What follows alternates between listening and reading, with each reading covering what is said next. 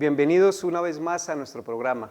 Hoy nos acompaña un líder espiritual, una persona que nos ha encaminado nuevamente a buscar a Jesús en nuestras vidas, una persona que Dios lo ha llenado del Espíritu Santo y de mucha sabiduría para que en cada homilía transmita el mensaje de Dios para todos nosotros.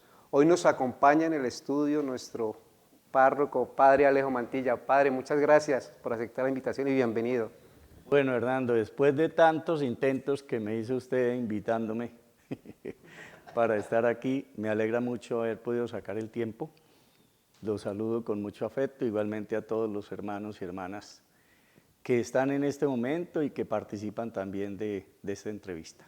Padre, muchas gracias. Para nosotros es un placer tenerlo acá y sobre todo en esta semana que estamos viviendo, la semana vocacional, para aquellos jóvenes y jovencitas que quieran o que Dios les haga llamado a la vida religiosa.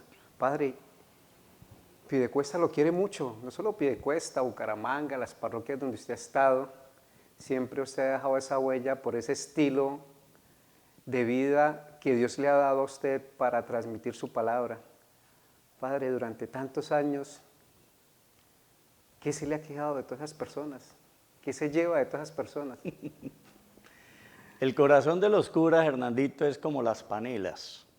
Te coge una panela, la coloca en una mesa y la deja ahí un mes, 2 meses. A los 2 meses va a retirar la panela y ya a la panela se le quedó parte de la miel, parte del dulce ahí en la mesa. Ya si la panela pesaba 500 gramos, con seguridad ya no va a pesar sino 480 gramos. Y si coloca la panela en otra mesa y a los 2 meses hace lo mismo, y así lentamente se va derritiendo la panela. Así le pasa a uno como pastor. Uno va yendo a una comunidad y en esa comunidad, claro, eso es muy lindo, eso se convierte en la familia de uno. Entonces el afecto y el cariño mutuo, la gente que lo aprecia a uno, lo abraza, lo quiere, lo acompaña, lo motiva, y lo mismo uno hacia la gente. Entonces, ¿qué va quedando en las comunidades donde uno va pasando? El afecto, el cariño, la gratitud. ¿Y qué se va llevando uno de todas las personas? Lo mismo. Si usted me pregunta a mí, en todas las comunidades donde he trabajado desde que empecé a ser sacerdote misionero, de todas las comunidades uno lleva cosas aquí en el alma, cosas lindas, cosas bonitas, que lo inspiran a uno, que lo motivan. Padre Alejo, ¿cómo nace su vocación sacerdotal? Porque recordamos que usted nos ha contado en las homilías que usted fue monaguillo en la parroquia San Francisco Javier, estuvo con el padre Zurruaga, nos comentaba, pero ¿cómo nace ese deseo de ir a servirle a Dios? ¿Su mamá tuvo mucho que ver en esa decisión o usted realmente sintió su llamado desde muy joven? Bueno, Hernandito, la historia yo la he contado desde el día que me ordené sacerdote y aquí la he contado muchas veces. La parte humana, la parte real que a mí me inspiró a ser sacerdote es que yo nací en el campo. El sacerdote de Girón en Chocoa. El sacerdote de Girón iba una vez a la vereda a celebrar la fiesta del apóstol Santiago el 25 de julio. Y ese era el día del año en la vereda, el día que iba el padre, era el día que uno veía gente y había fiesta y subía un carro y llevaba al padre y a los pelados de la escuela los sacaban a uno a la carretera a recibir al padre en ese solazo, en ese polvero. Y llegaba el padre y la maestra salía con una bandeja de vidrio en la que iba una jarra de vidrio de aros de color con un vaso del mismo diseño de la jarra. Llevaban hielo de Girón porque en Chocoa y en Palo Gordo no había luz. Le servían jugo de naranja. Uno veía que la jarra sudaba por el hielo que tenía. Y le servían el jugo de naranja al padre helado y uno pasaba saliva aquí, uno sentía. Porque a uno le esperaba el agua de la quebrada y si había llovido era turbia, embarrada. Y luego seguían los aplausos y los saludos y el cariño de la gente, pero lo peor era el almuerzo después de la misa. Pasaba la misa y le servían al padre semejante almuerzo en una mesa, solo para él, un gallo, que esa vaina parecía era un pisco, se lo servían entero el pollo al padre y a uno en la casa le daban por ahí con una ala, partían para dos. Y yo decía, no, yo quiero ser padre. Yo Por el pollo, padre. Eso es de verdad, esa es la parte humana. Es decir, yo veía no los honores y los homenajes, sino yo veía al cura tan feliz. Y así era, de niño todos los padres que yo conocí, los curas se les veía tan contentos, tan felices, ellos sonreían y uno los veía en el altar. Y a mí eso me inspiraba, eso a mí me motivaba. Yo decía, yo quiero ser padre. Ya cuando vinimos a vivir a Piedecuesta, yo tenía más o menos unos 9 años, 10 años. Entonces era casposito, era complicadito. Y mi mamá, como para juiciarme, me llevó a la parroquia a servir de acólito con el padre Emilio Zuluaga. Por eso usted se ha dado cuenta que yo todos los domingos en la misa de 6:30 de la mañana encomiendo al padre Zuluaga, porque estoy seguro que ahí arrancó mi vocación. Y sirviendo en el altar, y lo mismo viéndolo a él en esa tranquilidad de vida y en esa paz, y uno lo veía rezando y todo, eso fue como conformando la certeza de que el sacerdocio era para mí un espacio apasionante, de plenitud, de gozo, de paz, de lo que yo quería en la vida, y ahí nació la vocación. Padre, o sea, desde siempre, aquí tuvimos a Julio y a Brian, diácono de la parroquia San Francisco Javier, y Brian, seminarista, estudiante segundo año de teología. Y ellos vivieron una vida normal como la de todos los jóvenes, tuvieron sus parejas, algunos nos decían que tuvieron sus novias, pero después ellos sintieron realmente el llamado de Dios, o sea, su juventud fue directamente... Es decir, a mí me empezó a llamar la atención desde la niñez, pero tomar decisión de irme para el seminario a los 17 años. Yo miraba a los padres y eso me llamaba la atención, eso me gustaba. Cuando comencé la adolescencia, que fue la etapa difícil, como a los 13 años, perdí un año en el colegio de Albino García, perdí séptimo, y lo perdí por lo que llamaban en esa época por gamín, por andar en la calle y coger para el río, a bañarme en el río y a los trapiches, a untar allá la caña de miel y bueno, y la cancha municipal. La vagancia de esa época, como no había WhatsApp, entonces los chinos nos tocaba coger era para el río y para la cancha, para la calle. Y debido a eso perdí. Por eso yo le insisto tanto a los jóvenes de los amigos que no convienen, que no son amigos, de las malas influencias. Y al perder el año, entonces a mí me hicieron como pensar, como reflexionar, y ahí nació en Piedecuesta el primer grupo juvenil. Y yo vinculado a ese grupo juvenil hacíamos cosas como ir a la cárcel. Piedecuesta tenía cárcel, donde hoy es la comisaría de familia, ahí había cárcel de hombres, y los pelados, yo tocaba guitarra, nos íbamos y pasábamos allá una tarde bien, después íbamos a la correccional otro sábado íbamos al colegio de promoción social, que eso era lejos de Piedecuesta, eso tocaba caminar en el refugio, pero eso era la vereda. Y si no, a la escuela de Barro Blanco, así repartíamos los 4 fines de semana. Chévere, los muchachos íbamos y cantábamos y hacíamos dinámicas y hablábamos y orábamos con la gente. Entonces ahí ya empezó, y por eso el sacerdocio misionero. Ya eso empezó a cristalizarse, pero que yo haya tomado la decisión de decir, yo quiero ser cura a los 17 años. Mientras tanto, pues la vida normal de cualquier muchacho en Piedecuesta, de calle, de amigos, de cancha, de río, sí, eso. Pero ya a los 17 sí tomé la decisión de irme al seminario. Padre, ¿y su Santa Madre en esa decisión qué papel jugó? No, pues feliz porque yo lo he contado muchas veces en misa. El hogar donde yo nací se había desbaratado más o menos cuando yo tenía unos 6 años. La relación mía con mi papá fue muy bonita porque pues yo no conocí el proceso por qué papá y mamá se separaron. Entonces yo era niño, entonces yo siempre recibí de mi papá el cariño, recibí de mi papá el afecto, aunque fuera en la distancia, pero yo lo veía, me encontraba con él, me daba para los dulces, me decía Alejito, me decía mi chinito, y me bendecía, y todo. Entonces la relación con mi papá fue muy linda, y yo tengo de mi papá un recuerdo hermoso. hasta el momento que lo acompañé cuando ya partió a la eternidad. Yo quedé con mi mamá y mis dos hermanas, pero mi mamá le tocó pues luchar. Nosotros llegamos a Piedecuesta cuando yo tenía más o menos 7, 8, 9 años, y mamá lo que hizo fue ponernos a los tres a trabajar. Yo trabajé en las fábricas de tabaco de Manuel Correa, creo que se llamaba José Correa, de don José Correa, allá ahí por la carrera sexta.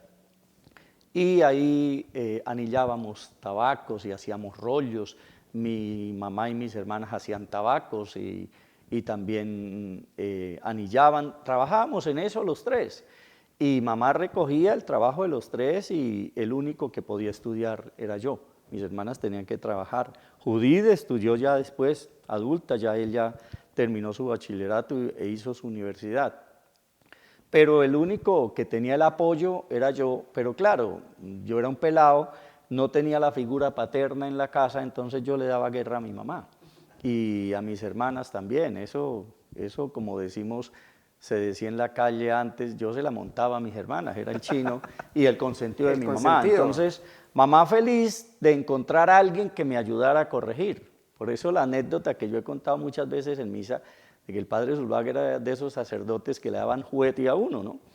Y una vez nos pusimos a jugar fútbol en el atrio y yo mandé el balón, entró a la capilla por la puertica lateral, por allá partimos un florero, bueno, eso fue un despelote, y el padre nos dio una juguetera, pero durísimo, y yo que no estaba acostumbrado a que me pegaran, llegué llorando a la casa y mamá me dijo, ¿qué le pasó a mi chinito? Le dije, no, pues que el padre me pegó y yo lloré. Y mamá me volvió a preguntar, ¿de verdad le pegó el padre? Le dije, sí, mamá, y me agarró de la mano y me dijo, vámonos para donde el padre. A mí me pasó el llanto. Yo dije, mi mamá le va a cantar la tabla a ese paisa. Ese paisa no sabe lo que es una santanderiana brava.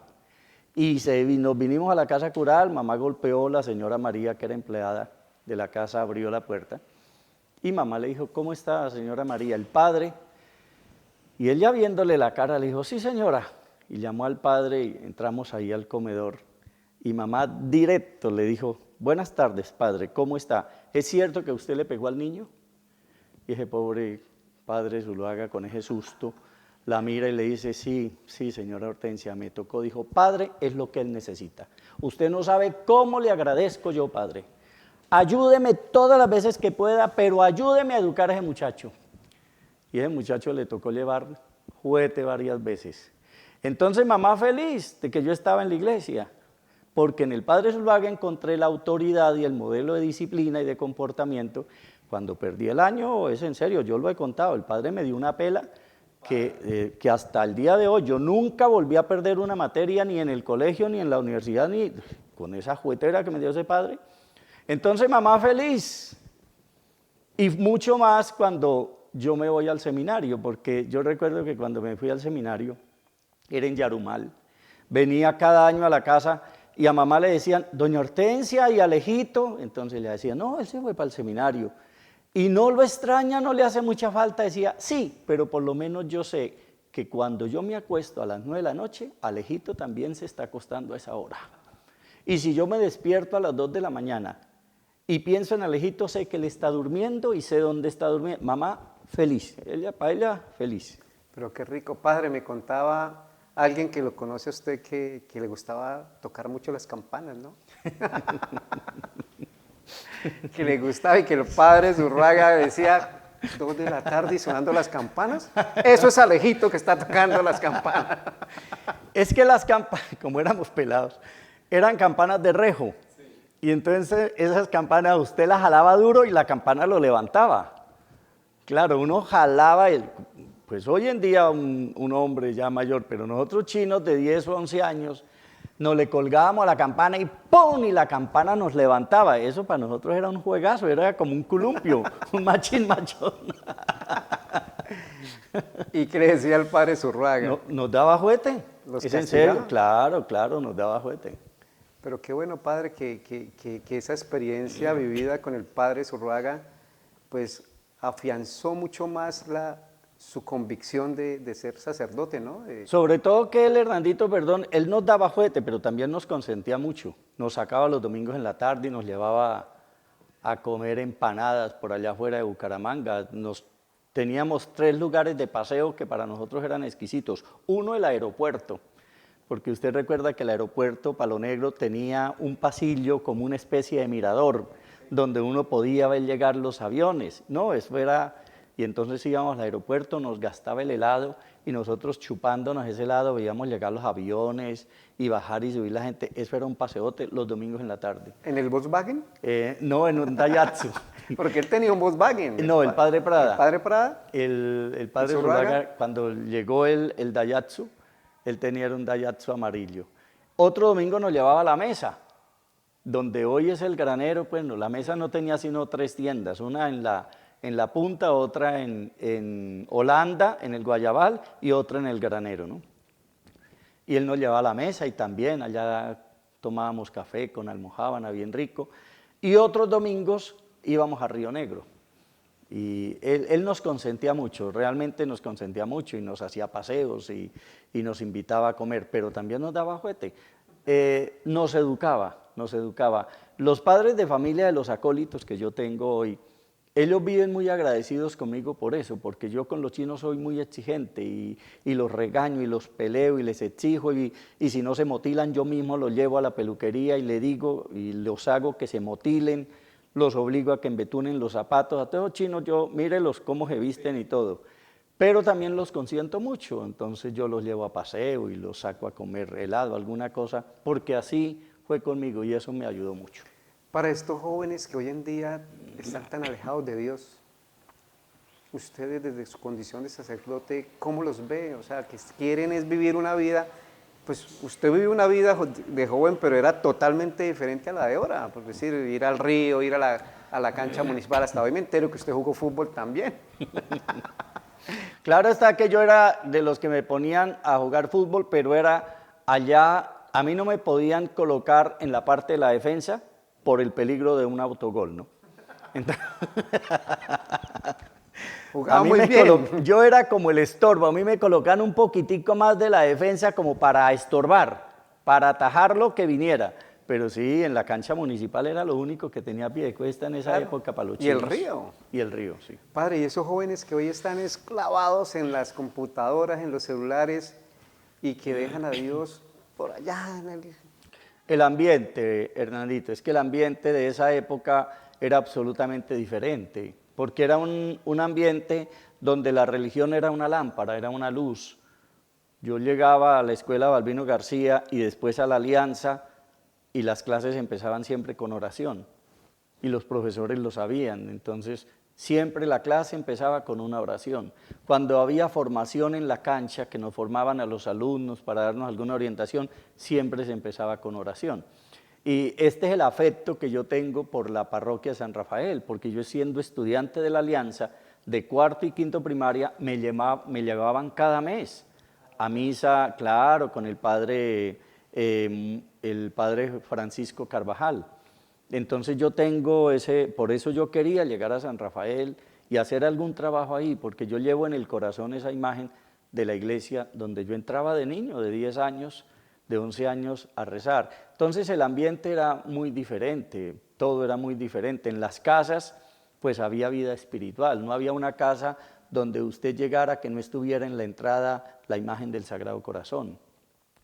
Y todo funcionaba, entonces la religión era una luz que daba mucha claridad, que daba sabiduría y unía y fortalecía a la familia, sin decir que no había problemas y dificultades como los hogares de hoy. Pero los jóvenes teníamos de alguna manera un aliciente, teníamos una motivación.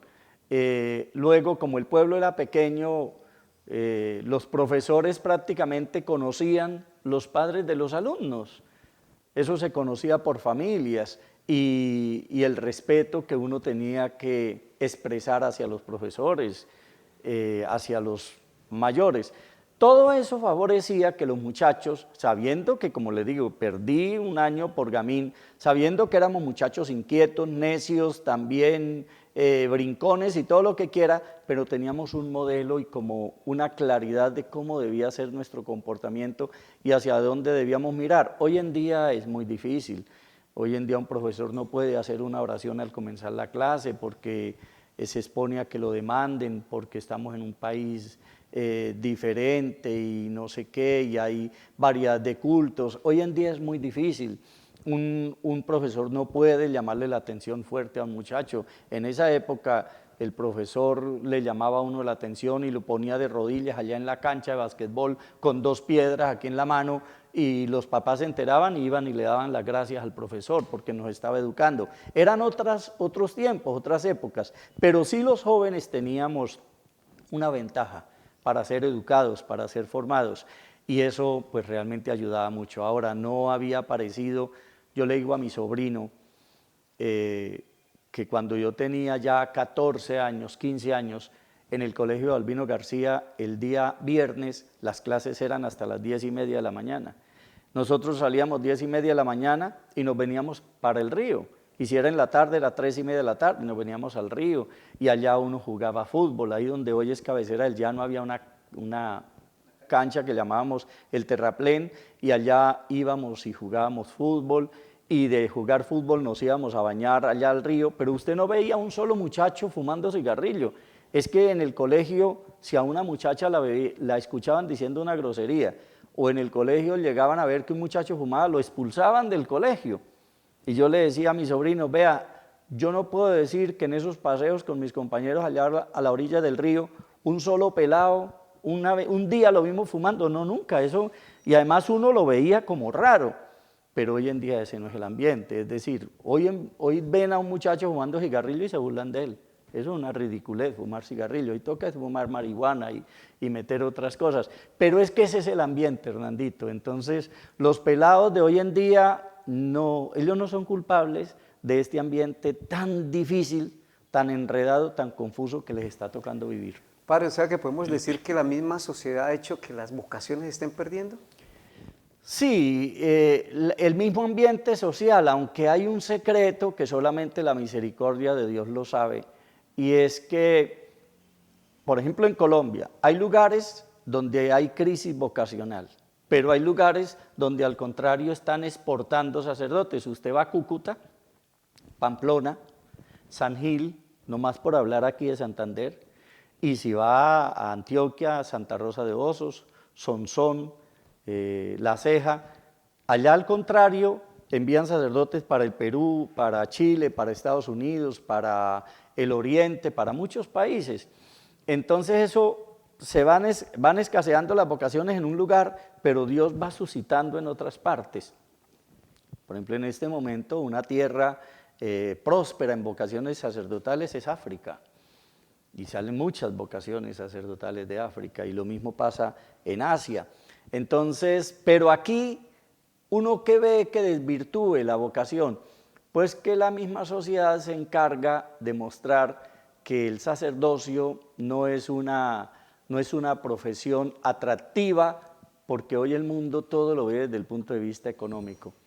Si usted conversa con los muchachos que estuvieron aquí, que trabajan en la promoción vocacional, una dificultad con la que ellos se enfrentan es el muchacho de 11 o la niña de 11, la chica que llega y dice, mire, es que yo quisiera irme para el convento, yo quisiera ser religiosa, yo quisiera ser misionera. Claro, pero es que a mis papás no les gusta, porque ellos dicen que si es que yo no pienso en la vida, que dónde está mi futuro, que si es que yo no pienso en realizarme, en salir adelante, porque para un papá y una mamá, para muchos papás y muchas mamás, realizarse en la vida es, primero, estudiar, como si fuera la única manera que hay de vivir, estudiar. Y segundo, hacer dinero a lo loco, como si la gente que tuviera dinero estuviera feliz y no viviera tantas desgracias. Claro, uno tiene que pensar en la vida, en prepararse, en crecer, en superarse, pero es que eso arranca del corazón.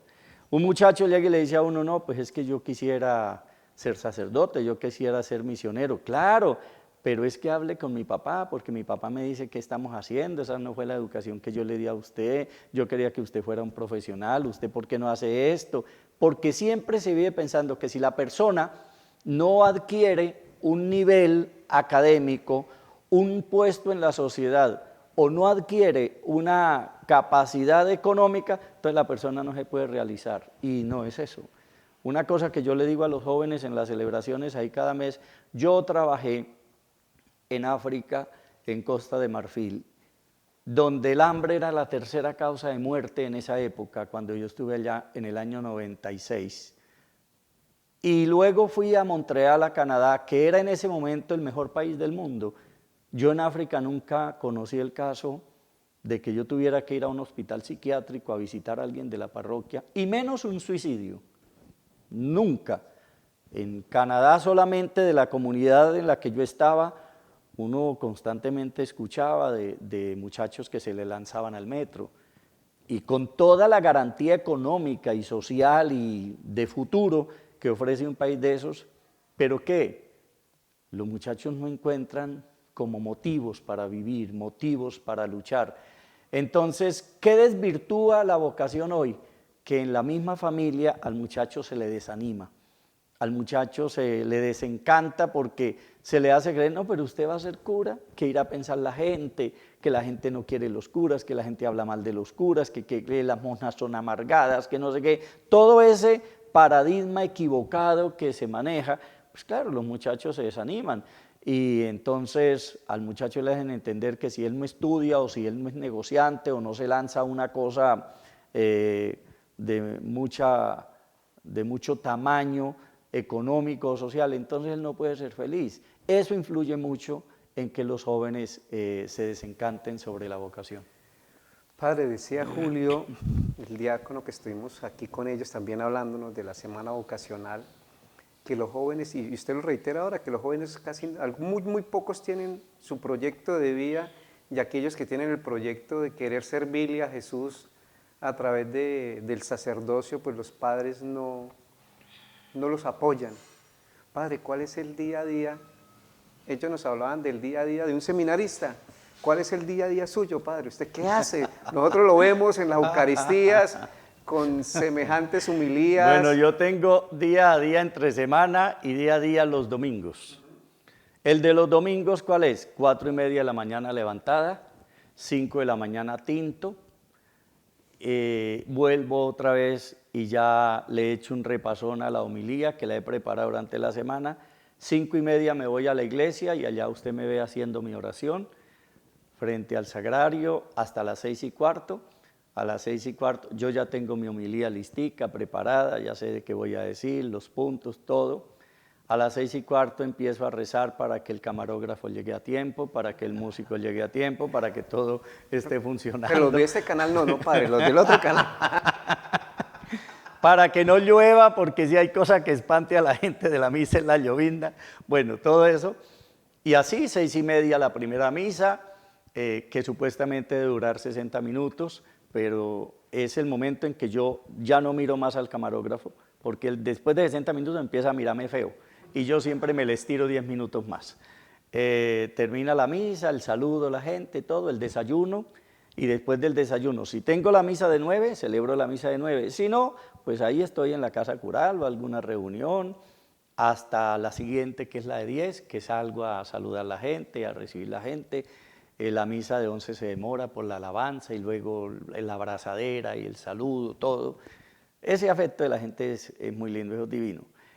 Paso a almorzar y después del almuerzo pues toca hacerle reposo al almuerzo, la siesta, y luego las misas de la tarde. Así se llegan las 8:30 de la noche, eso es el domingo.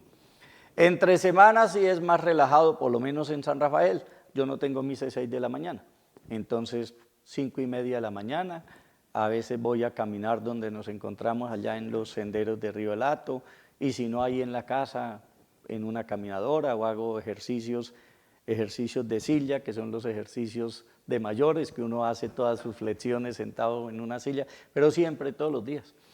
Y a las 7 de la mañana desayuno y actividades, un ratico de oración, las actividades del día, vueltas administrativas, de banco, reuniones, hasta el almuerzo. A las 2:30 de la tarde, cuando tengo citas personales de orientación, yo atiendo muchísimo por el WhatsApp, pero mucho. Yo termino el desayuno y me voy a atender los audios que me habían llegado el día anterior, y estoy siempre de 7:30 a 9, 9:30 respondiendo a audios de consejería. Y de acuerdo al ambiente voy citando a la gente personalmente, los atiendo, luego viene la misa de 5, después ceno, la misa de 7, algunas veces tengo reunión después de las 7. Ese es el día, es decir, la vida de un cura se va ¿en qué? En su vida espiritual, en su vida pastoral y en la vida litúrgica. Lo espiritual es la oración, que uno los momentos de oración, de reflexión, de estudio. Lo pastoral es las reuniones, los encuentros, los retiros, las charlas, la preparación de cosas.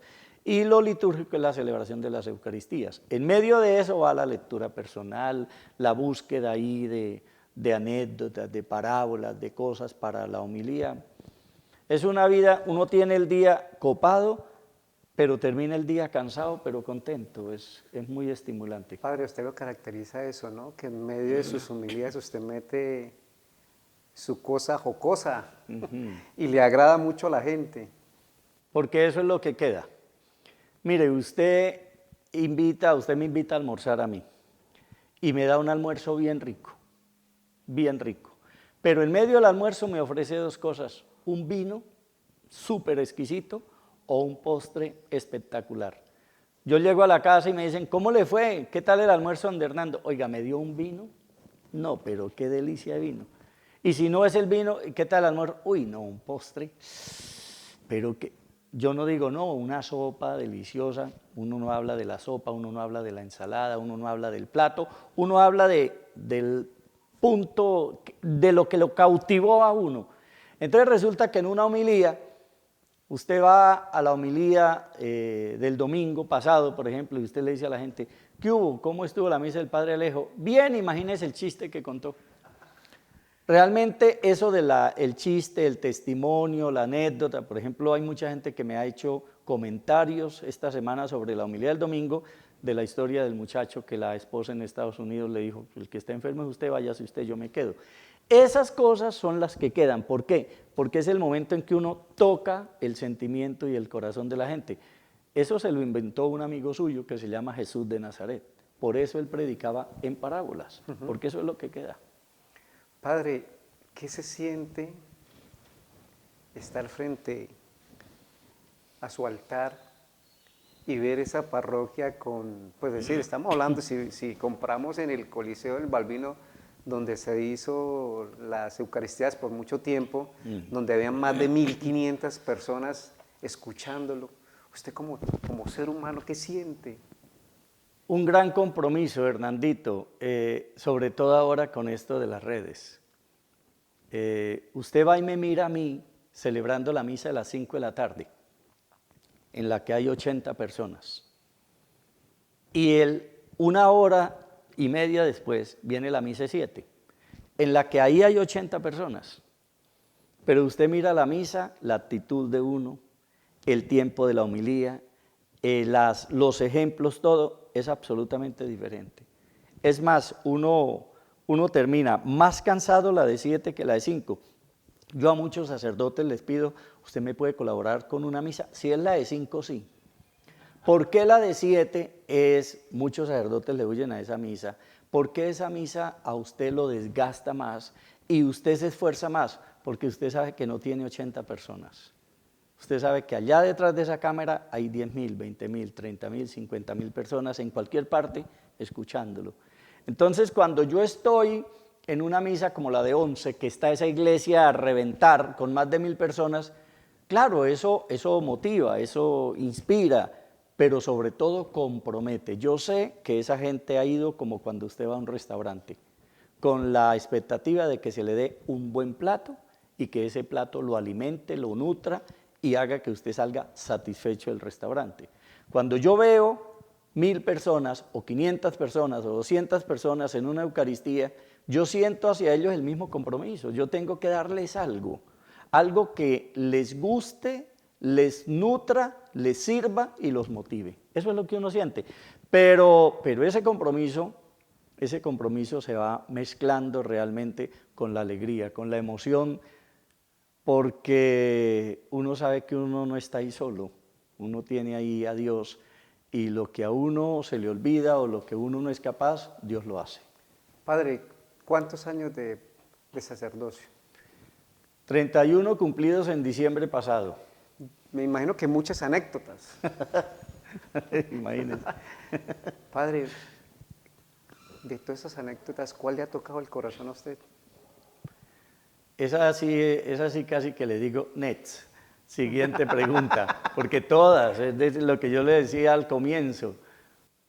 Mire, yo he ejercido mi sacerdocio en la selva del Amazonas en el Perú, en Bogotá, y en Bogotá era promotor vocacional y visitaba 5 departamentos, Huila, Tolima, Cundinamarca, Boyacá y Caquetá. De ahí pasé al África, en Costa de Marfil. De Costa de Marfil pasé a Canadá, 3 años en Montreal. De allá vine y estuve en La Mesa, 10. Luego 5 años de vicario episcopal en Florida. De ahí Cristo misionero, 5 años, y ahora estos 5 años que llevo en San Rafael. Y en todos los lugares donde he estado, hay lágrimas, hay desvelos, hay angustias, pero hay emociones, hay vivencias, hay momentos de bendición. De todos los lugares uno sale chillando, uno sale llorando. Yo salí de La Mesa, yo salí llorando de África, y salí llorando de Canadá, y salí llorando de La Mesa, y salí llorando de Cristo misionero. Del único lugar donde no salí llorando fue de la vicaría episcopal. Allá tenía mucho más compromiso. De Cristo misionero no era capaz de dar la bendición ese día, y espérese tantico dentro de unos años que me toque de San Rafael. ¿Por qué? Porque es que todos los lugares son tan maravillosos y hay tanta bendición. Por lo que le digo, es que ahí está Dios. Entonces uno termina diciendo como los apóstoles: somos siervos inútiles, hacemos lo que nos toca hacer, porque es que Dios es el que lo hace. ¿Usted cree, Hernandito, que hace 5 años, el 26 de enero del 2020, 4 años y medio, cuando yo me posesioné en San Rafael, que ese día estaba esa iglesia de San Rafael que no le cabía un tinto porque vino todo Cristo misionero más San Rafael esperándome? ¿Usted cree que yo viendo esa iglesia ese día, que desde ese día yo dije que íbamos a construir una iglesia nueva y toda la cosa, usted cree que yo me imaginé, por ejemplo, este tema de las redes, del Canal 8, de Guanavisión, de Digitel, de saber que yo iba a poder celebrar la misa y que en esa misa había gente de Australia, de Escocia, de Canadá, de Perú, de Chile, inclusive de allá de Dubái, de todas partes donde hay gente, de España, de cualquier país? ¿Usted cree que eso pasó por mi mente? Y eso apareció de buenas a primeras. Dios sí lo sabía, Dios sí lo tenía.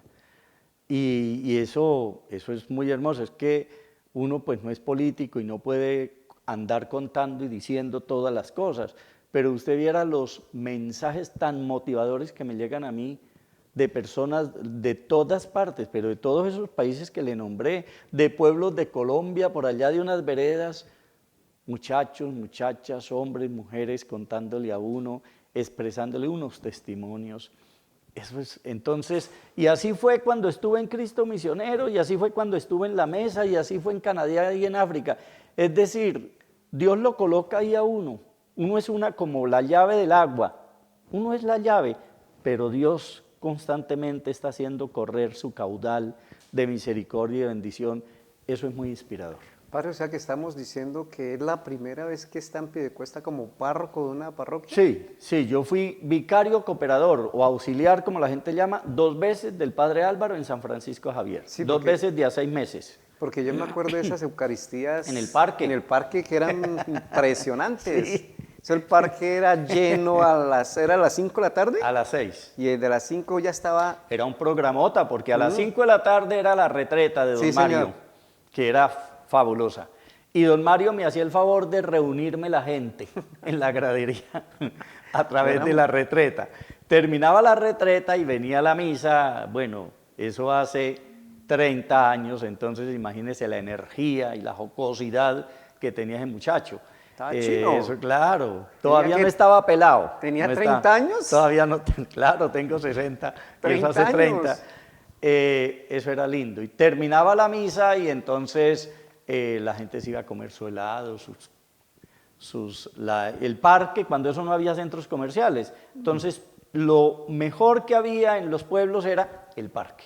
Ir a comer paleta, barquilla, helado, crispeta, arepa, mazorca al parque. Entonces era un programa buenísimo. Padre, o sea que se siente feliz de volver a su, no a su tierra, sino a su pueblo que lo vio crecer y volverse a encontrar con todos sus amigos de la infancia. Pero muchísimo, muchísimo, Hernandito. Le voy a revelar un secreto, por favor, confidencial. Tranquilo, Yo no padre. solamente estoy feliz de estar en Piedecuesta, sino que no me quiero ir. O sea, es para, Es que para el obispo el mensaje, padre.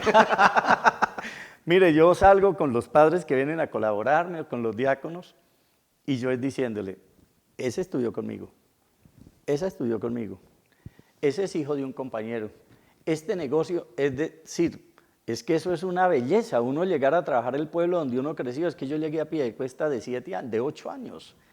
Entonces en Piedecuesta yo conozco a todo el pueblo y todo el pueblo me conoce. Y los que han llegado nuevos, pues ahora a través del Canal 8 ahí nos vemos. Pero eso es muy bonito y para mí el tema administrativo, el tema, por ejemplo, las 2 administraciones que me han tocado a mí, es muy bonito uno poder llegar a la administración, comenzando por el consejo y los estamentos de la administración, secretarías, el alcalde de turno, las notarías, las oficinas de registro, todo. Y es muy bonito llegar y encontrar gente que uno conoce y que lo conoce a uno y que todo el mundo a la orden, padre, ¿en qué le ayudamos? Usted sabe todos los líos jurídicos que yo tuve para poder obtener la licencia debido a todo el enredo que había con escrituras en San Rafael, y todo eso se hizo posible gracias a tener personas en todos los estamentos conocidas que sin pasar por encima de la ley, pero sí me ayudaron mucho, ¿no? Eso es una belleza. Además de las invitaciones y de los tamales y de los hallacos y de las rellenas, y ni se diga de los pollos criollos. Eso le iba a decir, del pollo criollo. Le fascina el pollo criollo, ¿no, padre? Mucho. Qué delicioso, padre. Y si es del campo más todavía. Y gratis. Y gratis, padre. A usted le gusta mucho el campo, ¿no? Porque nací en el campo. Claro, yo nací en pleno campo, en Chocoa, y de Chocoa pasamos a Palo Gordo. Mis 2 primeros años de escuela fueron en la escuela rural de Palo Gordo, entonces mi infancia, y luego no me desvinculé del campo porque en Chocoa seguía mi papá y mi hermana mayor, entonces vacaciones y cualquier tiempo para Chocoa donde mi hermana y mi papá hasta que ya la vejez no le dio más, estuvo en el campo, los primos, los tíos, entonces siempre. Y luego estuve 10 años en la Mesa de los Santos, que era, la Mesa de los Santos en esa época era ciudad el día domingo, pero campo, campo, campo, de lunes a sábado. Veredas, comunidades campesinas, La Purnia, todas las veredas. Entonces, claro, el campo, y estuve en el Amazonas, que es absolutamente selva, campo, en el Perú. En África era semidesértico, entonces, sí, el campo es muy lindo. Pero rico volverlo a tener aquí, padre. Y sobre todo que ha retomado ese carisma de Piedecuesta, que ha sido un pueblo religioso. Y ahora tenerlo usted como pastor de la iglesia San Rafael, pues no solo ha traído gente del pueblo, sino ha traído gente de muchas partes. Es que Piedecuesta es un pueblo muy fervoroso. Mire, yo hablo con sacerdotes que han estado en San Rafael. Desde que yo llegué para atrás, el padre Ricardo Vanegas, el padre Luis Durán, el padre Roque Julio Quintero, el padre Enrique López, y de ahí para allá el padre Daniel Méndez, padre Miguel Chaparro, el padre Álvaro Rueda, todos los sacerdotes, el padre Manuel Camacho, uno que ya murió, Gonzalo Jerez, todos los sacerdotes que han estado ahí en San Rafael y que uno se encuentra todavía, le dicen, oiga, San Rafael sigue siendo como era antes. ¿Cómo? Creyente, participativo, colaborador, fervoroso, piadoso, tal cual. Y así es todo Piedecuesta. Miren San Francisco Javier, la Semana Santa de San Francisco Javier es una vaina donde trabaja todo el mundo, la parroquia, la administración y todos los estamentos educativos. Piedecuesta es un pueblo muy fervoroso.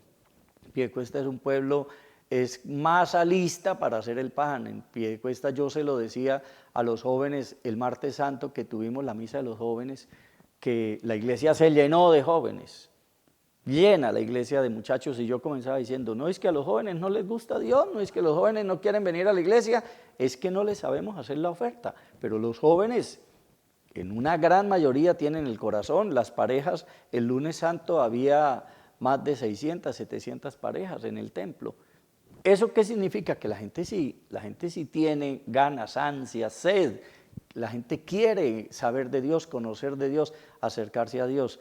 Eso es pie de cuesta. Y San Rafael, como le digo, un ejemplo de eso es la obra que llevamos, pura generosidad de la gente, y la gente no se ha cansado, y la gente está motivada, y la gente, hay personas, hay niños para los grupos de niños, para los grupos de jóvenes, para los grupos de parejas, para los grupos de hombres, de mujeres, no, es un fuego espiritual que tienen estas comunidades maravilloso, que yo indudablemente, lo digo sin dudar, es el fruto del trabajo de tantos sacerdotes que le han metido la mano y el hombro, el corazón a la evangelización en este pueblo. Padre, pero también ha dado sacerdote la iglesia, ¿no?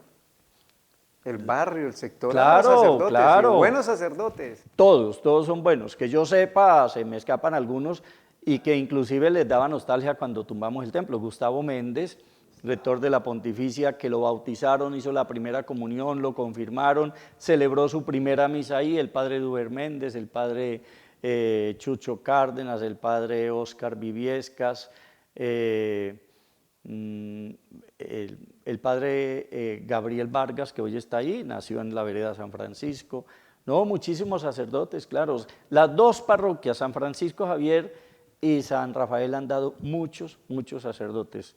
De ahí está Monseñor Primitivo Sierra Cano, que es de San Francisco Javier, el padre Reinaldo González, el padre Jorge Gómez, el padre que falleció hace 2 años, Orlandito Orduz, que también falleció el padre Néstor, que era Grimaldos. No, de Piedecuesta han salido muchos sacerdotes, muchos. Padre, o sea que la vida de un sacerdote para un joven que lo esté viendo hoy es una vida de mucho compromiso con Dios, de mucho compromiso con la comunidad, pero es una vida bonita, o sea que un papá que está diciendo que el hijo quiera ser sacerdote, no, mejor estudie Derecho, sea médico, respétele. Le voy a decir 2 cosas, Hernando. Una cosa que le digo yo a los jóvenes: ser sacerdote no es el camino más fácil, no es el más cómodo, no es el más placentero, pero sí es el mejor, el más inspirador, donde usted siente más retribución en su alma y en su corazón, el sacerdocio. Claro, tiene unos vacíos que para la sociedad son incomprensibles, como el no tener un hogar, una esposa, una familia, unos hijos, y ese es un vacío que uno siente. Yo lo veo en mis hermanos y en mis sobrinos, pero el sacerdocio, pues al fin y al cabo es servirle a Dios, es encantador, es muy estimulante. Usted siente una paz y un gozo, y por eso yo le digo a los jóvenes, no es el más fácil, pero sí es el mejor. Y 2, curiosamente, la única crítica que le puede aparecer a un muchacho para que sea sacerdote es porque no se casa, porque no tiene un hogar, porque no tiene una familia, porque no tiene esto, porque no tiene aquello, y resulta que yo me dedico a ayudarle a la gente, a sanar a la gente, justamente por esos temas.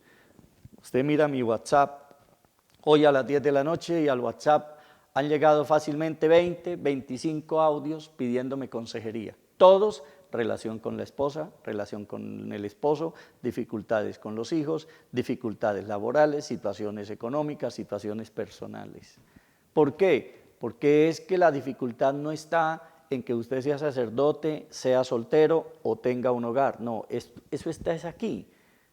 Por eso Jesús dijo en el Evangelio, no es lo que entra en el hombre lo que lo pone en dificultades, lo que lo hace indigno, impuro, es lo que sale. Porque del fondo del corazón es que salen las buenas o malas intenciones, las buenas o malas decisiones. Entonces, ¿dónde está la dificultad para que un sacerdote frustre su sacerdocio con esos casos tan tristes y vergonzosos que hemos visto nosotros? O un sacerdote realice su vida en el culmen de la plenitud y del encanto, del gozo y la felicidad. ¿Dónde está que un hombre o una mujer construyan juntos un hogar hermoso, bonito, con adversidades, pero atractivo, motivador, encantador, o al contrario un infierno? En las motivaciones que hay en el corazón, en las intenciones que hay en el corazón, en las decisiones que se van tomando.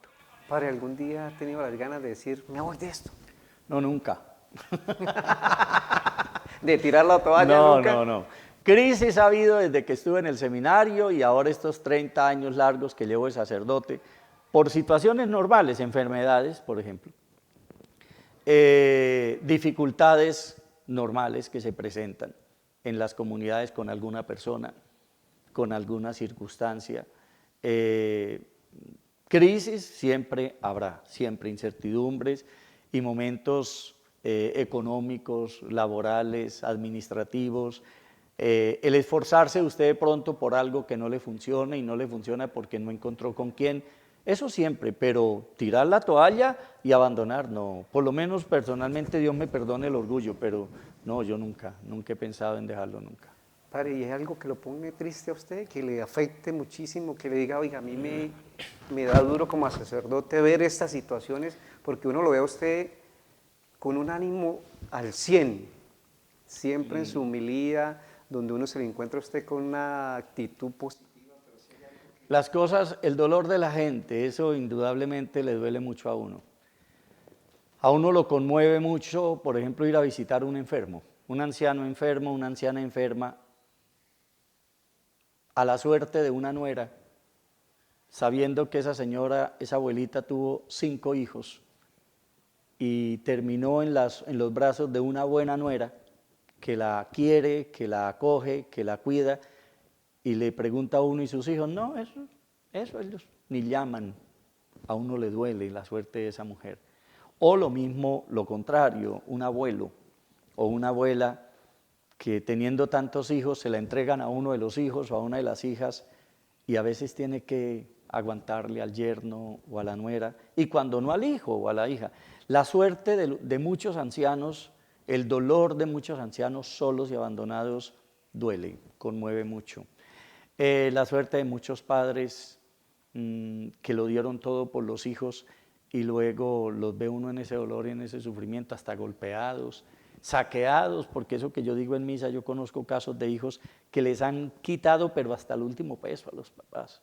Eso duele mucho. El dolor de una familia ante la pérdida de un hijo, niño o joven, o de una familia que pierde el esposo, la mamá en plena vida. El dolor de la gente lo conmueve mucho a uno, le da mucho dolor también. Es lo único que a mí me conmueve y lo hace a uno compartir las lágrimas con la gente, el dolor. En este momento esta crisis que se vive económica, crisis laboral, a uno le da pesar de padres de familia que tienen que sufrir mucho y aguantar hambre para responder por unos hijos, por un hogar. Ese dolor de la gente duele. ¿Ha llorado, padre? Bueno, a mí me ven llorando cada rato. Bueno, es que yo lloro por dolor o por emoción, ¿no? A mí las emociones lloro.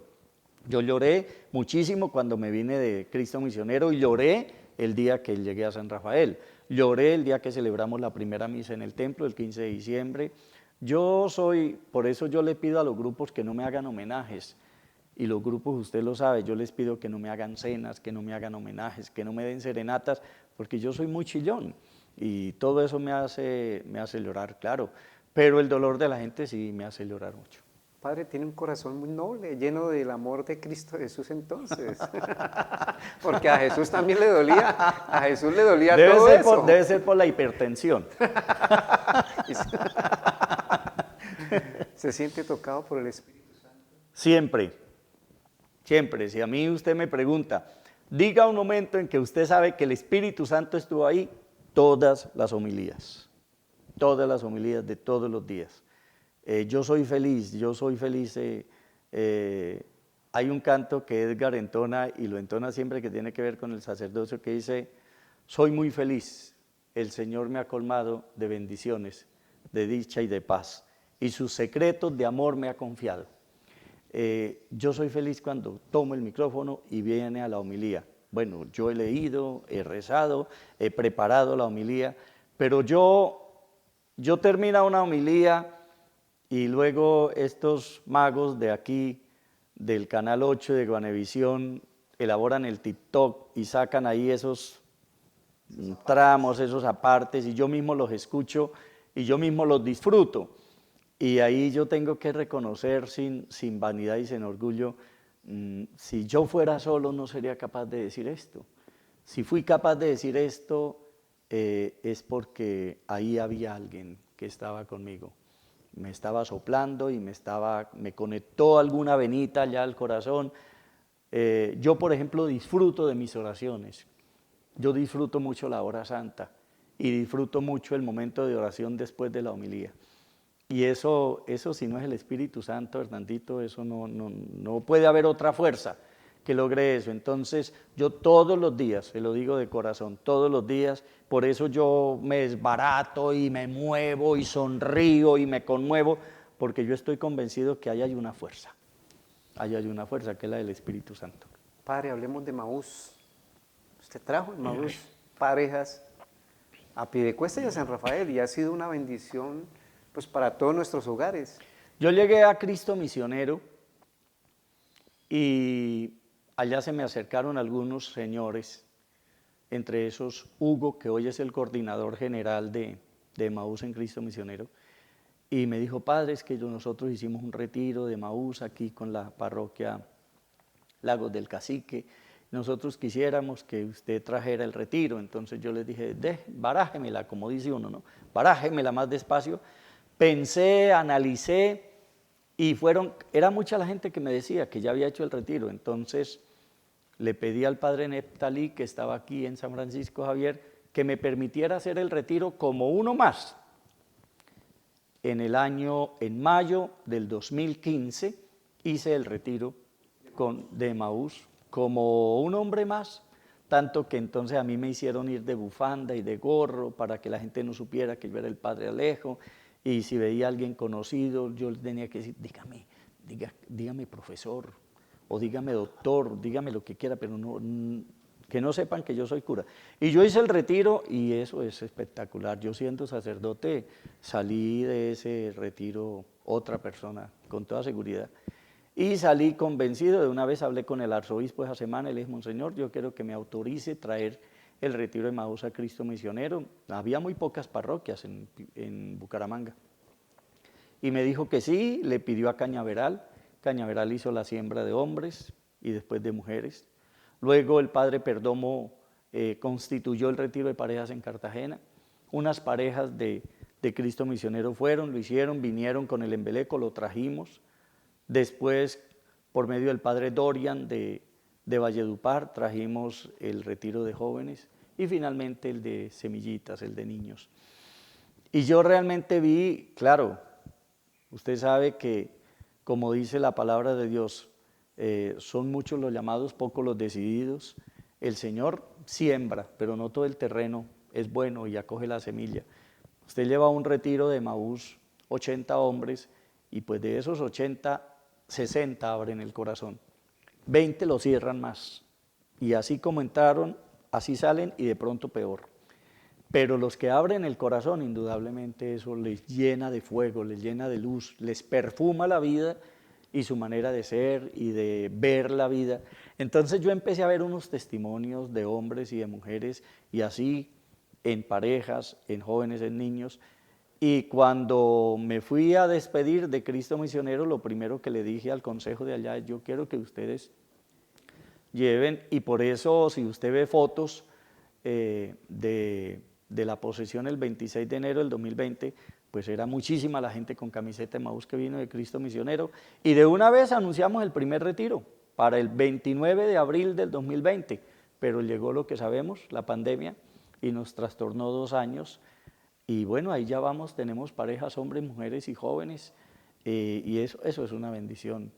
Los testimonios que yo conozco desde los jóvenes, hombres, mujeres y parejas, lo que el Señor ha hecho en personas es algo que solamente las personas lo pueden describir, y Dios, que ha hecho la obra, puede medir el nivel de gracia, de bendición.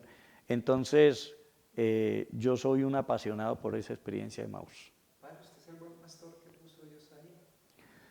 Por lo menos el pastor. Lo que sí quisiera, y usted ayúdeme a rezar, es llegar a ser buen pastor, porque como les decía el domingo, la fiesta del buen pastor no es para que nos echen viento a los curas, sino para que nos digan: oiga, ustedes no solamente pueden ser pastores, tienen que ser buenos como Jesús, que es el buen pastor. Pero a mí, y se lo digo de verdad, otro secreto, Hernandito, si a mí me felicitan porque yo soy buen pastor, lo que pasa es que yo tengo un buen rebaño. Mis ovejas son, como dice Jesús, conocen mi voz. Me conocen y las conozco, son muy buenas. Habla y para allá van.